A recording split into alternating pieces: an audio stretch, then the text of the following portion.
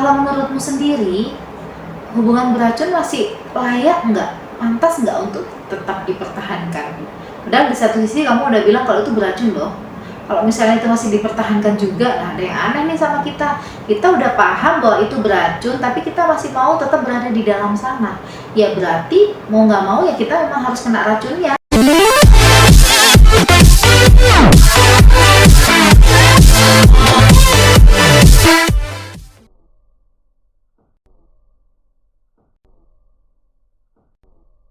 Nira Putri Nuranggia, asal kota Tasikmalaya, Jawa Barat, usia 20 tahun.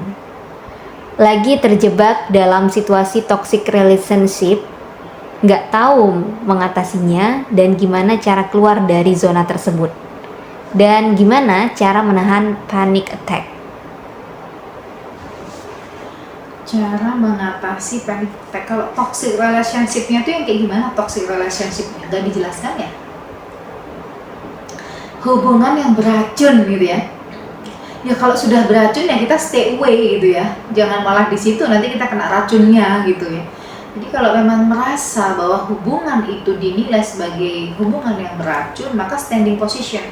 Apa yang bisa kamu lakukan di hubungan yang beracun itu?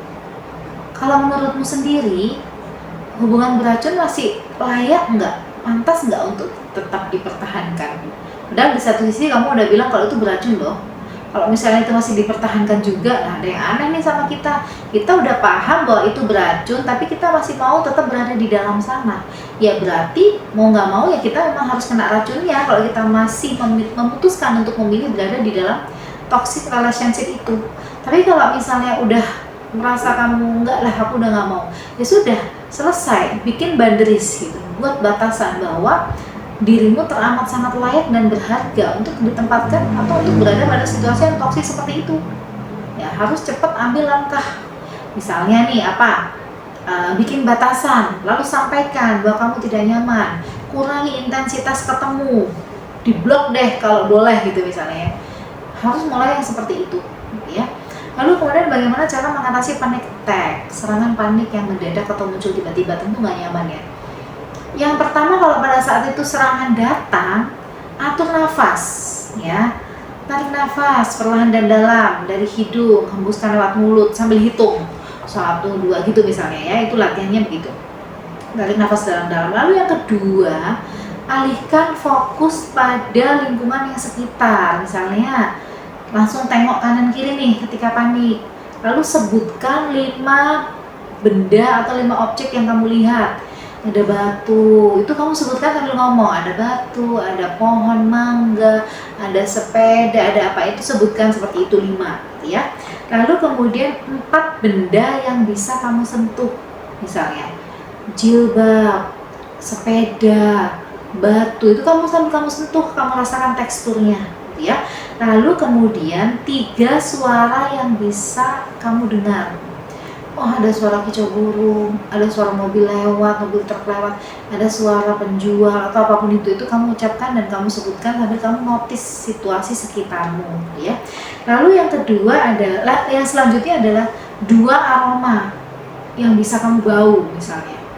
Oh, ini bau bunga melati, ini bau orang jual bakso sebelah gitu ya. Lalu 1 rasa yang bisa Anda rasakan gitu.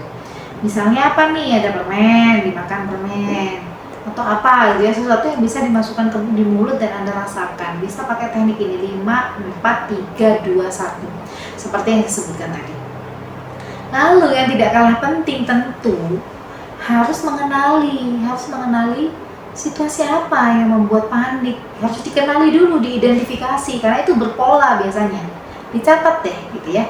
Lalu kemudian ada baiknya kalau itu mengganggu, membutuhkan penanganan yang lebih serius, yang lebih intensif gitu.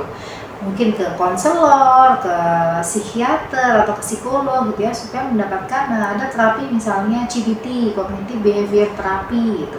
Atau teknik-teknik yang lainnya untuk penanganan lebih lanjut gitu. Tapi kalau misalnya pada saat serangan, bisa dilatih dengan melakukan step-step yang tadi saya sampaikan. Gitu ya.